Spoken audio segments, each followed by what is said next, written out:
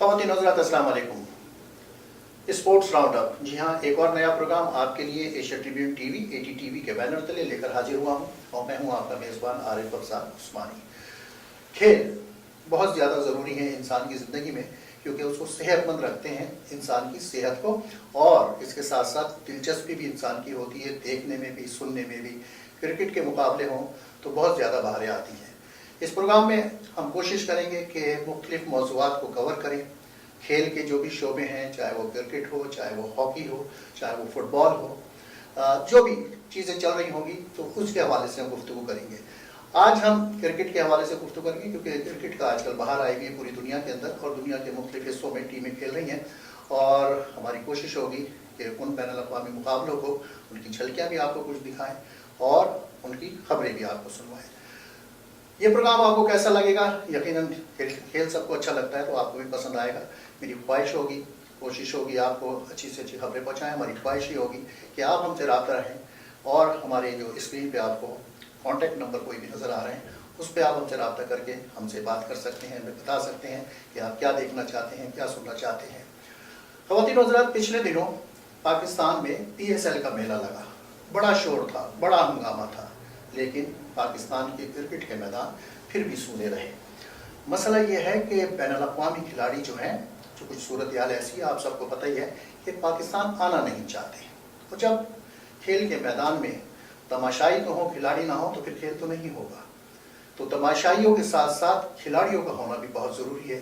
اس سلسلے میں کوششیں ہو رہی ہیں، دیکھیے کب بارآور ثابت ہوتی ہیں. خبریں بہت سی ہیں، ان پہ کبھی کسی اور وقت میں انشاءاللہ گفتگو کریں گے کہ پاکستان میں بین الاقوامی کرکٹ کیوں نہیں آ رہی، کون نہیں چاہتا کہ پاکستان کے اندر کرکٹ واپس آئے. پی ایس ایل کے مقابلے کرانے کے لیے بہت شور تھا، بہت ہنگامہ تھا. کئی جگہ اس سلسلے میں بھاگ دوڑ ہوئی.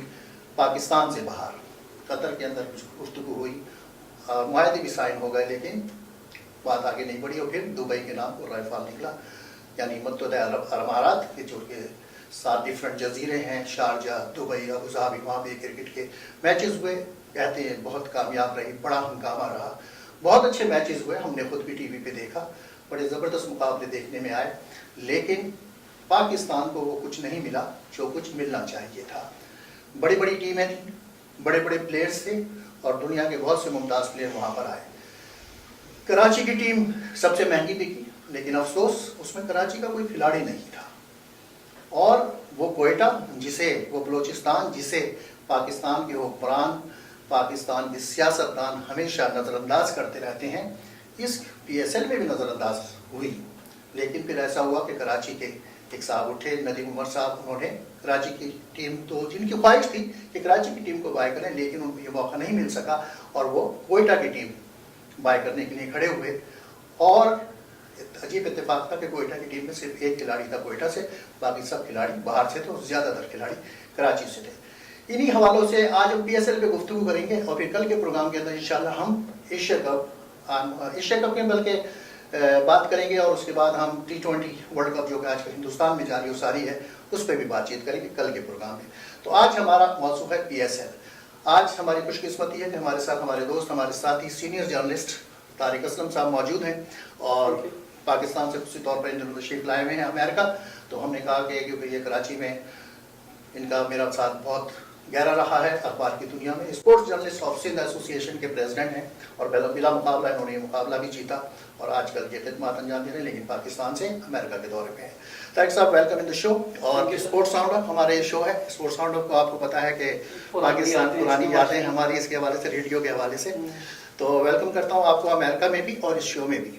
پی ایس ایل کا میلہ لگا پاکستان میں. میں سوال آپ سے یہ کروں گا کہ پی ایس ایل کا میلہ لگا، بڑا ہنگامہ تھا، بڑا شور تھا، لیکن پاکستان میں وہ کچھ نہیں ہو سکا. کراچی میں کراچی کے لڑکے نہیں تھے، ٹیم سب سے بڑی مہنگی بکی، لیکن کراچی کے لڑکے، شعیب ملک صاحب اپنا کپتان تھے، اور فواد عالم اور قاسم حسن 2-3 پلیئر تھے، لیکن فواد عالم ڈگ آؤٹ پہ ہی بیٹھے ہوئے. اچھا، میں کہنا یہ چاہ رہا تھا کہ یہ کوئٹہ کے ساتھ پہلے تو یہ بتائیے کہ یہ ناانصافی سیاستدان اور حکمران بھی کرتے ہیں. یہ کرکٹ کے میدان میں بھی ہوئی، اور وہاں کی ٹیم کو کچھ پوچھے نہیں گیا، اور اس ٹیم نے آگے جا کر ایک ہنگامہ کھڑا کر دیا اور فائنل کھیلا.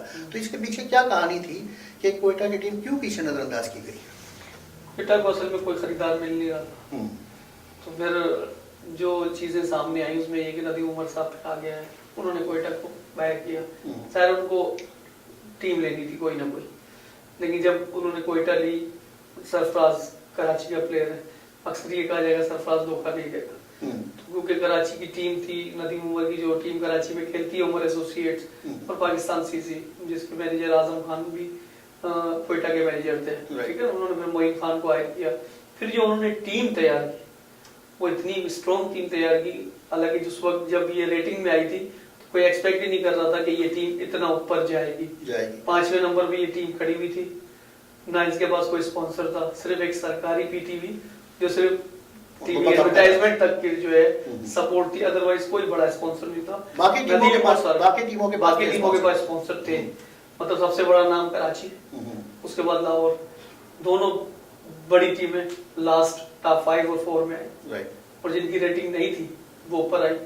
वो सिर्फ इस वजह से कि वो लड़के स्ट्रॉन्ग थे, जज्बा था उसमें, और वो क्योंकि कराची के ज्यादा लड़के थे, लोगों ने उनका साथ दिया, टीम ने अच्छा परफॉर्म किया। मुझे ये बताइए कि मेरी इत्तला के मुताबिक नदीम उमर साहब की ख्वाहिश ये थी कि उनको कराची की टीम मिले, लेकिन ये क्यों नहीं मिल सकी, वजह क्या थी? अब इसकी तो कई वजह हैं, क्योंकि नजम सेठी इन मामलों को खुद हैंडल कर रहे थे। अच्छा, तो सबसे पहले जो बिड गई वो ARY ने ली, कंप्लीट की, और वो सबसे बड़ी टीम कराची जो थी, ज़ाहिर कराची माशी हब है, 70% रिवेन्यू कराची जाता है, 100% देखा जाता है। उसके बाद फिर जो दूसरी टीम सामने आई वो लाहौर किंग्स के नाम से थी, जिसमें ये कि जियो का भी काफी उसमें हाथ था। कई कह रहे थे कि जियो की टीम है, लेकिन ऐसा नहीं हुआ। लेकिन ये 2 बड़े नाम आने के बाद फिर तीसरी टीम थी इस्लामाबाद, जिसको स्पॉन्सर था, ऐसा होता है जब ARY किसी जगह खड़ा हो ना, तो फिर उनका राइवल जब जियो खड़े हो जाते हैं सामने, तो वो चीजें सामने आई ना आपके सामने, कितने राइवल के अगर उन्होंने मैच जीत लिया तो वो ज्यादा शोर मच गया, इनकी टीम हार गई। तो अच्छा, आपकी इस हवाले से कभी बात हुई नदीम उमर से, आपकी मोइन खान से, कि ये टीम किस तरह बिल्ड कैसे हुई, कि रिचर्ड जैसा बड़ा खिलाड़ी भी उनको कोच कर रहा था वहां पर मसलन, और कितना एग्रेसिव था रिचर्ड। जी हाँ, मतलब आप बैठे हुए देख रहे थे स्क्रीन पे कि वो एक गेंद पे इन्वॉल्व थे, कि मसलन आउट हो रहा है या बैट्समैन अच्छी बैटिंग कर रहा है, तो बड़े गौर से वहां पर उसके अंदर उनका हलचल थी उनके अंदर एक।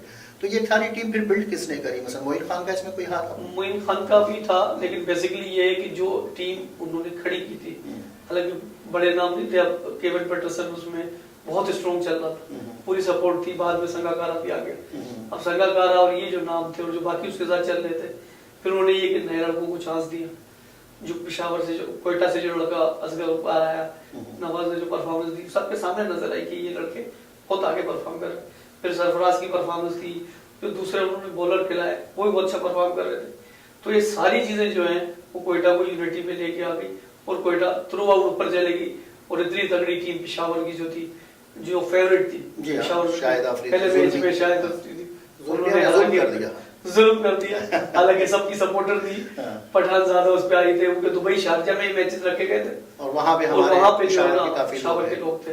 वैसे तो पूरे पाकिस्तान के लोग हैं दुबई में, लेकिन इसमें मैं एक चीज और ये कहना चाहूंगा, ये मैचेस अगर कुछ मैच आप इसको लाहौर या कराची में एडजस्ट कर लेते तो कोई प्रॉब्लम नहीं होती, सही किया जा सकता था, लेकिन अगर नियत जा सकती है, इतनी सी वो नहीं है अगर आपकी नियत होती। क्योंकि आप पिछले 8 साल से देख लें, 2009 के बाद से अब तक कोई ऐसा बड़ा इवेंट पाकिस्तान में नहीं हुआ। जो हुआ जिम्बाब्वे की टीम को अब लेके आए, उसको इतनी 10 करोड़ गारंटी मनी दी तो खेल के चले गए। तो अगर ऐसी गारंटी मनी प्लेयर्स को आप दे रहे, प्लेयर्स तो प्रोफेशनल है, आप पैसे दें तो आएंगे, सही बात है, इसमें कोई दो राय नहीं है। लेकिन आपकी नियत होनी चाहिए, आपने इस पर कितना पैसा खर्च किया उसका कोई ऑडिट नहीं है।